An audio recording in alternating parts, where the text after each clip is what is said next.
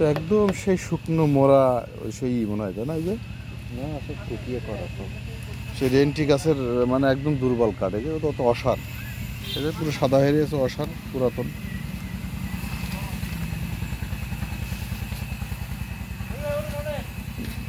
মহাজনের নাম্বারটা দিন তো, মহাজনের ম্যানেজার আছে। ডাকেন তো। এ কি বানাচ্ছে? এ কি কাঠ দিয়ে বানাচ্ছে এগুলো? হুম, এ কোনো কাঠ হইলো? ফার্নিচারের জন্য কোনো কাঠ? হুম,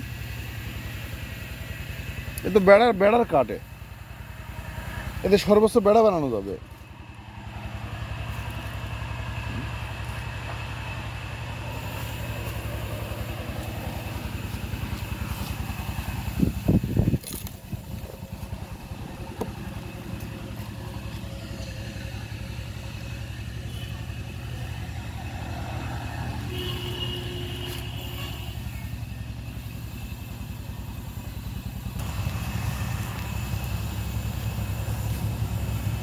ভাই ভালো আছেন?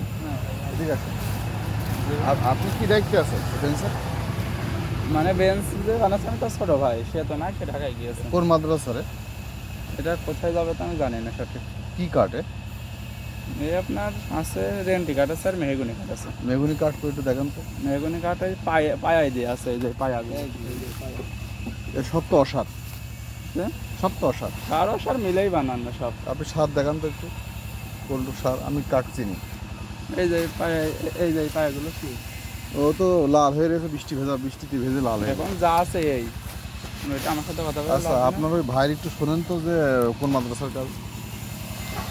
সেটা